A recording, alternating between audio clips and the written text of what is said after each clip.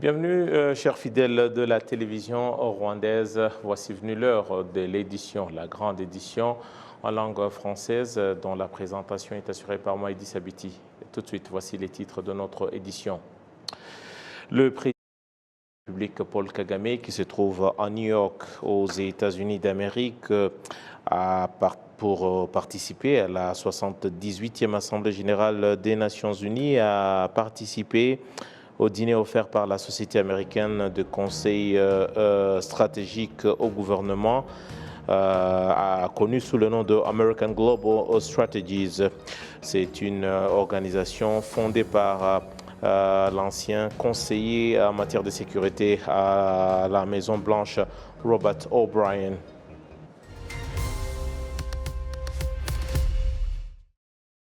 Encore une fois, bienvenue à cette édition. Je vous le disais en titre que le président de la République, Paul Kagame, qui se trouve à New York, aux États-Unis d'Amérique, pour participer à la 78e Assemblée générale des Nations unies, a participé au dîner offert par la société American Global Strategies, fondée par l'ancien secrétaire à la Défense, conseiller à la Défense à la Maison-Blanche, Robert O'Brien.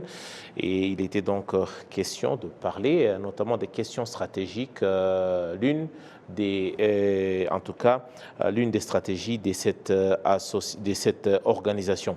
Les détails ici, c'est avec notre confrère Kassim Youssouf.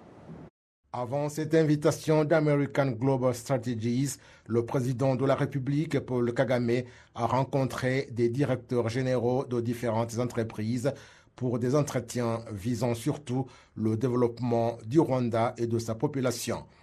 Il s'agit notamment du directeur général de l'entreprise américaine Pfizer, Albert Bourla. Leurs entretiens se sont focalisés sur la consolidation de la coopération entre le Rwanda et l'entreprise pharmaceutique Pfizer. Ils sont particulièrement revenus sur l'importance des accords portant sur la santé parfaite au monde que l'entreprise Pfizer a initié pour l'édification d'un monde sans inégalité en ce qui concerne les médicaments et lutter contre les défis qui font que les populations n'accèdent pas aux soins de santé rapides et à proximité. Dans ces accords, l'entreprise Pfizer s'est engagée à faire parvenir dans les pays en voie de développement tous les médicaments et vaccins qu'elle fabrique, dont ceux qui sont seulement disponibles aux États-Unis et en Europe. Et le Rwanda a été le premier pays à recevoir ces médicaments et vaccins par l'intermédiaire de ces accords. Le président de la République s'est en outre entretenu avec Jacob Stocholm, directeur général de l'entreprise d'extraction minière et de métallurgie australo-britannique Rio Tinto. Ils sont revenus sur le fait d'avoir un partenariat entre les deux parties.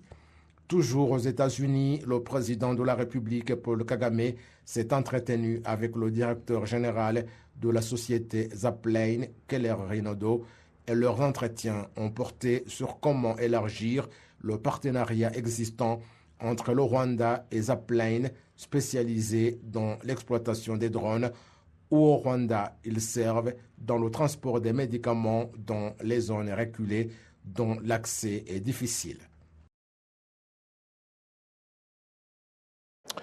Et puis, toujours à New York, aux États-Unis d'Amérique, des experts dans l'accroissement de la production alimentaire au monde qui sont également présents à New York pour participer à la 78e Assemblée générale des Nations unies estiment qu'il faut davantage d'investissements dans le secteur agricole et l'accroissement des denrées alimentaires au regard des besoins qui se présentent aujourd'hui.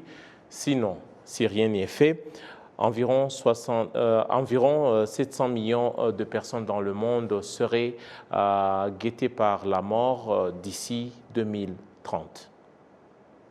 D'ici 2030, il n'est resté que 7 années pour que le monde ait atteint l'objectif d'éradiquer la famine qu'il s'était fixé. Des experts dans l'accroissement de la production alimentaire présents à la 78e Assemblée générale de l'ONU estiment que la solidarité des pays s'impose pour faire face aux effets du changement climatique et d'investir suffisamment dans la chaîne de valeur alimentaire. La présidente de l'Alliance pour la Révolution verte en Afrique, AGRA, le docteur Agnès Kalibata, trouve que la manière par laquelle l'aide étrangère est investie dans l'agriculture n'accorde pas au continent l'opportunité d'atteindre son autosuffisance alimentaire. Ce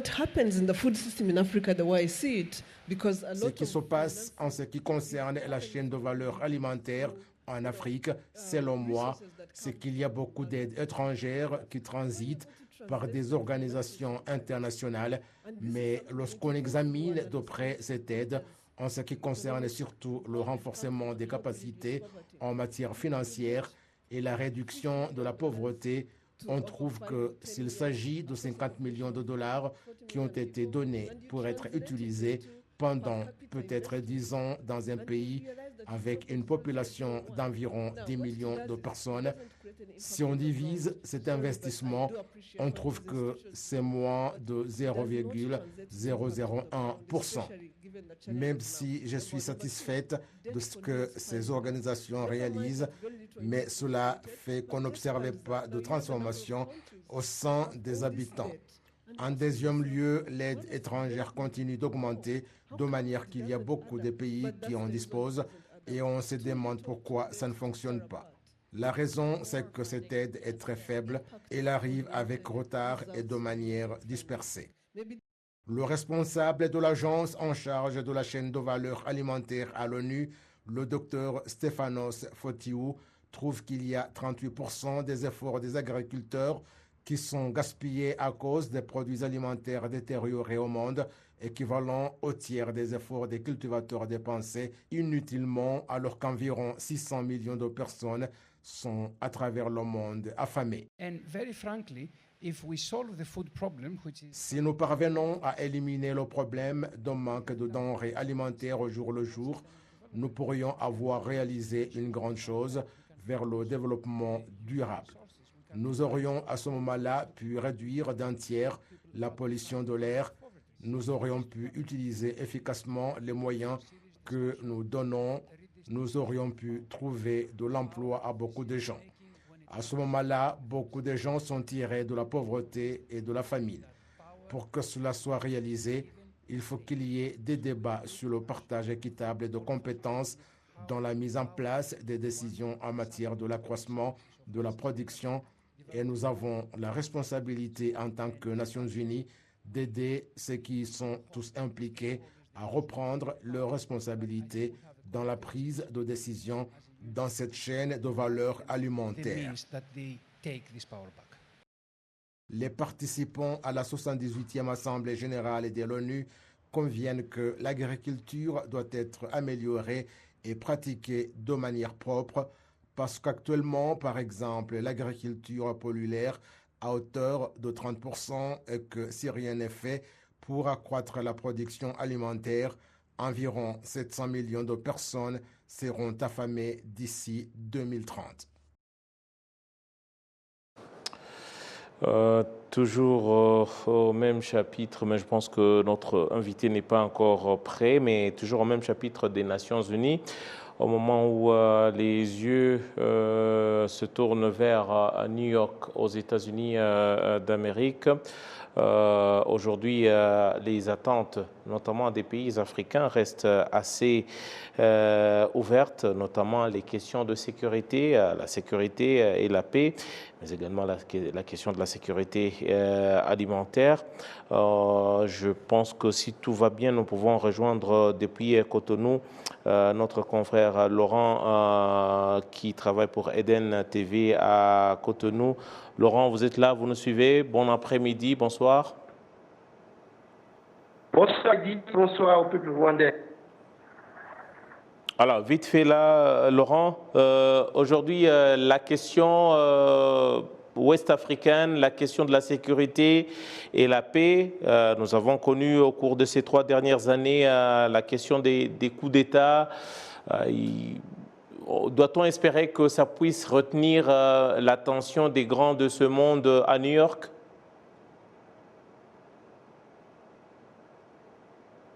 coups d'État, notamment en Afrique de l'Ouest, préoccupe plus d'un. Et donc, notamment en Afrique de l'Ouest, ça préoccupe parce qu'en réalité, même si ça ne va pas, ce n'est pas les coups d'État qui règlent les problèmes, c'est vrai. Mais malheureusement, les coups d'État interviennent pour peut-être siffler la fin de la récréation. Et je crois qu'au sommet, en tout cas aux Nations Unies, ça devrait être un point essentiel à aborder pour amener les gouvernants, de toute façon les décideurs de ce monde, à revoir le mode de gouvernance qui pourrait amener les gens à faire le coup d'État. Quand on regarde les coups d'État, les différents coups d'État qui ont eu lieu, notamment ces derniers mois dans la sous-région, notamment en Afrique de l'Ouest, on se pose mille et une questions. Et si ce n'est pas qu'il y avait eu des problèmes, est-ce qu'il y aurait eu coup d'État? Donc ceux qui font les coups d'État évoquent un certain nombre de problèmes, mauvaise gouvernance, clientélisme à la tête de l'État, démagogie, despotisme, un certain nombre de choses, mauvaise gestion des ressources du sous-sol de ces pays. Donc aujourd'hui, s'il faut prévenir les coups d'État, il va falloir véritablement s'asseoir.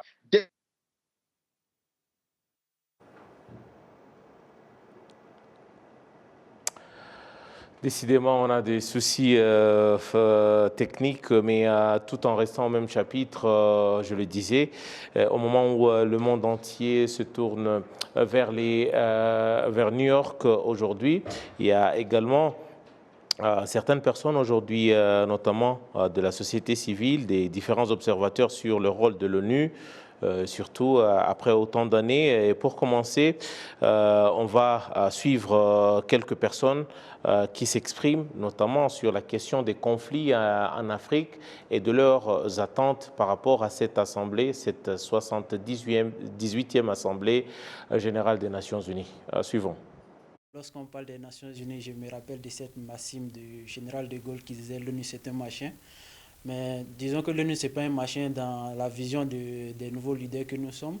L'ONU a son rôle parce que c'est quand même l'organisation qui rassemble universellement tous les États, que ce soit les États africains, les États européens, asiatiques, dans tout le monde. Maintenant, quel est le rôle des Nations Unies au niveau de l'Afrique? C'est vrai que l'Afrique a connu ses guerres, ces conflits au passé, et nous voyons la résurgence des coups d'État en Afrique, notamment au Burkina Faso, au Mali, le Niger et récemment le Gabon. Mais quel a été le rôle des Nations Unies? Notamment, le rôle des Nations Unies, c'était d'apporter une aide humanitaire, des aides sécuritaires au niveau du Mali avec la MINUSMA, qui a été une organisation des casques bleus, qui a été l'organisation des armées des Nations Unies pour pouvoir résoudre ce conflit. Mais lorsque les batailles se sont engagées avec notamment les terroristes qui sont dans la zone sahélienne, nous avons vu que les Nations Unies ont perdu assez d'hommes et ce qui a contraint les putschistes à vouloir que la MINUSMA puisse se retirer du Mali. Donc aujourd'hui, on est en droit de s'interroger sur le rôle des Nations Unies au niveau de ces pays en conflit-là. Notamment, ce rôle, ça pourrait être des actions humanitaires, des actions sécuritaires. Mais en termes décisionnels, moi, je pense qu'il y a un conflit aussi parce que nos États africains n'ont pas encore de sièges permanents. Parce que nous connaissons les États au niveau sécuritaire des Nations Unies, ils sont au nombre de 5. C'est notamment la France, la Russie, les États-Unis, la Chine, le Royaume-Uni. Et nous voyons que l'Afrique est en train de militer pour pouvoir avoir un siège décisionnel au niveau de ces États. Je pense que c'est lorsque nous aurons un siège, on saura vraiment comment est-ce que les Nations Unies pourront nous aider. Les Nations Unies ont joué un rôle dans la résolution des conflits. Tout simplement parce qu'il faut lier cela à la Charte des Nations Unies et au rôle du Conseil de sécurité des Nations Unies, qui doit résoudre les problèmes de conflit et essayer de voir comment la paix et la sécurité dans le monde soient en ordre. Mais dire que le rôle est spécial pour l'Afrique, je ne dirais pas que c'est spécial, c'est tout simplement parce qu'il y a des conflits en Afrique. Il y a des conflits qui sont nés en Afrique, il y a des conflits qui sont causés en Afrique, il y a des conflits qui jaillissent d'ici et là, suite à des intérêts stratégiques de certains pays, de certaines personnes, de certaines organisations, de certaines institutions. Mais l'Organisation des Nations Unies doit faire tout pour résoudre ces problèmes. Mais je mentionnais le Conseil de sécurité tout à l'heure. Si le Conseil de sécurité prend des résolutions pour dire qu'il y a un conflit tel, il faut qu'on puisse déployer des forces ou soit des forces civiles ou militaires pour résoudre ce problème. Mais dire qu'ils résolvent tous les problèmes, ça, je ne pourrais pas le dire. Et s'ils emploient les meilleures méthodes, ça non plus, je ne peux pas prétendre que ce soit les meilleures. Mais toujours est-il qu'ils essayent. Mais est-ce qu'ils réussissent? Ce n'est pas partout. Pour moi, l'ONU essaye. Donc je dirais qu'il essaye parce qu'il organise des réunions avec les leaders des pays qui ont des problèmes. Mais ce n'est pas assez suffisant parce que ils ont aussi une approche de créer l'armée de l'ONU, comme on a vu, il y a eu le MINUAR au Rwanda, il y a eu le MONUSCO au Congo et d'autres fois tu peux trouver même d'autres noms de l'armée de l'ONU dans différents pays, dans différents conflits africains, mais ce n'est pas en résolvant le problème, ce n'est pas en envoyant une armée qui va ne rien faire. Donc l'armée vient en Afrique, mais l'armée, tu l'empêches d'opérer, tu l'empêches de travailler, tu dis que c'est seulement la négociation. Est-ce que l'armée peut négocier? Est-ce que l'armée peut négocier en ce qui concerne les conflits ou bien ils ont une autre force qu'ils peuvent utiliser pour arrêter les conflits? Donc je dirais que pour moi, une approche d'utiliser l'armée n'est pas une bonne approche pour résoudre les conflits au niveau de l'ONU dans les pays conflictuels. L'organisation reste utile, elle reste peut-être une organisation noble, mais au même moment, c'est mieux pour les citoyens et parfois même pour certains dirigeants de limiter les attentes. Et c'est ça, moi, mon observation au fil des années, parce que parfois, le fait de limiter ces attentes vis-à-vis de ces grandes organisations qui semblent être en position de régler des problèmes, mais qui pour certaines limites ou certaines réalités stratégiques, politiques et autres, n'arrivent pas réellement à affronter les problèmes et à les résoudre.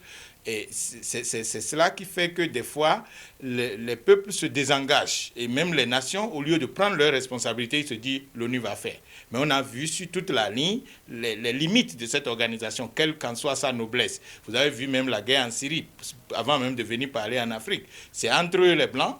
Mais malheureusement, l'ONU, ils n'ont pas pu s'entendre pour qu'une résolution soit prise. Maintenant, quand cela concerne les pays africains qui déjà n'ont pas de siège permanent dans ces organisations ou qui n'ont pas de veto, comme ces pays privilégiés qu'ils en ont, ça fait que parfois on nous oublie. Et je crois qu'on ne va plus remettre le couteau dans la plaie pour parler de ce qui s'est passé ici et dans d'autres pays où on a vu l'ONU qui devait intervenir mais qui n'a pas pu intervenir. Et si vous voyez même quelqu'un comme Roméo Dallaire récemment quand il était de passage, si vous avez suivi son interview, vous allez voir qu'il a évolué dans son approche de la chose parce qu'il était passionné, comme tout le monde, croyant que l'ONU pouvait régler le problème. Mais l'ONU, c'est qui ? C'est les nations qui se réunissent, qui doivent prendre une décision. Et chaque nation a ses intérêts. Et quand vous n'êtes pas à table et que vous devez forcément être ceux-là pour qui il faut prendre une décision, c'est ceux qui vous représentent. Et donc, ceux qui vous représentent, c'est ce qu'ils veulent qui se passe. Et ça fait que l'organisation, malgré sa taille, malgré son poids relatif, elle échoue chaque fois à régler les problèmes entre les nations, les problèmes ethniques, les problèmes comme les coups d'État maintenant qui sont récurrents maintenant dans le continent. Donc ça fait que des fois, moi je pense que c'est mieux pour nous d'abord pour pouvoir s'appuyer sur nous-mêmes. Ce sont là quelques Africains qui s'expriment par rapport déjà au changement qu'ils attendent de la part des Nations Unies. On revient à vous, Laurent, si vous êtes encore là. Vous avez suivi les réactions de ces quelques personnes des différentes nationalités qui ont donc parlé à notre confrère Jean-Damascène Manichimge. Quelle est votre approche aujourd'hui? Est-ce que vous pensez que les Nations Unies prennent à bras le corps les problèmes des Africains aujourd'hui? Bon, je suis tenté de dire non.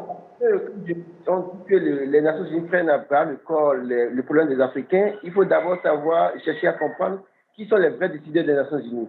Les vrais décideurs des Nations Unies, c'est la France, c'est les États-Unis, c'est l'Allemagne dans une certaine mesure. Et d'ailleurs, on dira qu'il y a deux camps d'ailleurs, parce qu'il y a le camp de la Chine, de la Russie qui s'oppose à toute manœuvre de la France, des États-Unis en Afrique dans une certaine mesure.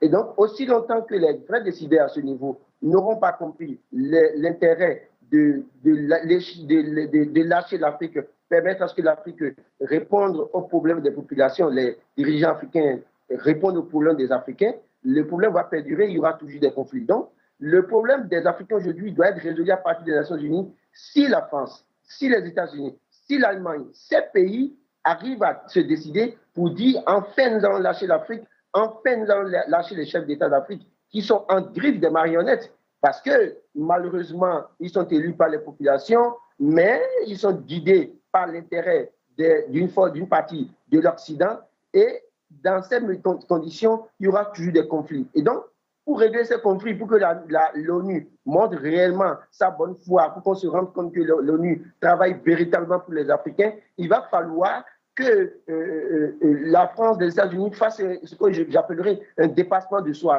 C'est-à-dire que ne plus mettre nécessairement leur intérêt dans la balance, mais mettre dans la balance l'intérêt des peuples africains. Si ce n'est pas ça, je crois que ce n'est pas la fin des conflits et l'ONU sera là peut-être, je dirais, n'aura pas assez de pouvoir parce que l'ONU, on dira que c'est tous les pays qui constituent l'ONU, mais les vrais décideurs restent et demeurent les grandes puissances de l'Europe et les États-Unis. Merci beaucoup Laurent pour votre intervention et surtout d'avoir éclairé l'opinion publique par rapport aux attentes des Africains. Merci beaucoup. Je rappelle que vous êtes journaliste et analyste politique depuis Cotonou au Bénin où vous travaillez pour Eden TV. Retour ici au pays, mais toujours pour parler de l'Afrique, avec les Africains qui sont aujourd'hui encouragés à renforcer leur coopération entre eux pour trouver des solutions au lieu de continuer à se donner la main avec les nations dans un monde devenu comme un village. Cela a été réitéré dans le discours que le porte-parole des forces rwandaises de défense, le général de brigade Ronald Rwivanga, a prononcé devant les étudiants de l'école de sécurité nigériane en voyage d'études au Rwanda. Il s'agit donc des étudiants et des dirigeants de l'Institut national d'études de sécurité situé dans la capitale Abuja et en provenance des 4 pays africains dont le Nigeria, le Tchad, le Niger et le Rwanda. C'est au total 22 personnes originaires d'autres pays africains qui étudient le cours de gestion de la sécurité, du renseignement et sous le thème de l'entretien que leur a accordé le porte-parole de l'armée rwandaise, le général de brigade Ronald Rwivanga, qu'on va suivre dans ses propos. Il sera également suivi du chef de délégation de ces étudiants, M. Egbeji. À mesure que le monde devient un village, les opportunités d'échanges commerciaux et des affaires, y compris le transfert de technologies et d'accès au marché, augmentent. Le regroupement au sein des organisations économiques régionales permet la coopération entre les pays africains. Pour bénéficier pleinement de ces avantages, les pays africains doivent donner la priorité aux politiques durables, au développement des infrastructures et au renforcement des capacités. Les désaccords politiques hérités du colonialisme dans nos régions et dans nos pays doivent être résolus pour avancer. Parce que quelqu'un de l'extérieur menace toujours ce système, car si nous nous unissons vraiment et créons un front commun, nous pourrons y arriver. When you see things moving, quand vous voyez les choses se produire, vous n'avez pas à vous demander pourquoi elles se produisent. Nous voyons la différence. Je pense que c'est le leadership du Rwanda. Et les Rwandais semblent avoir surmonté les obstacles qui empêchent l'Afrique de se développer. Nous voyons que l'unité est sacrée pour les Rwandais. Et nous pensons que d'autres pays d'Afrique bénéficieront de l'exemple du Rwanda.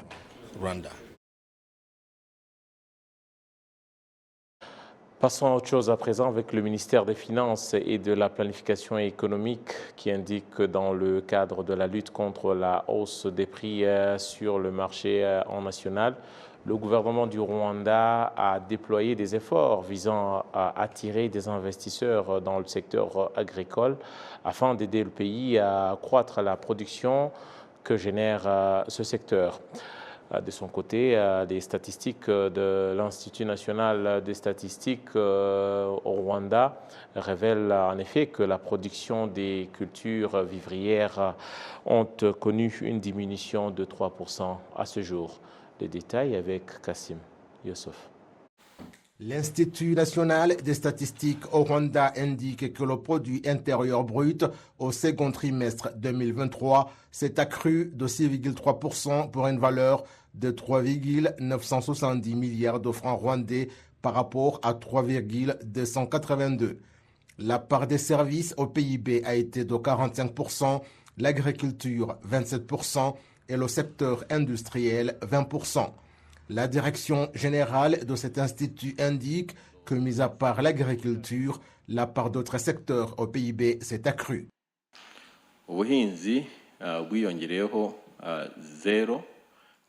L'agriculture a réalisé un accroissement nul, c'est-à-dire que rien n'a changé, où la production des cultures vivrières a diminué de 3% suite à la faible production enregistrée au premier trimestre de cette année à cause des effets du changement climatique, mais la production de thé a augmenté de 14%, mais celle du café a diminué de 11%.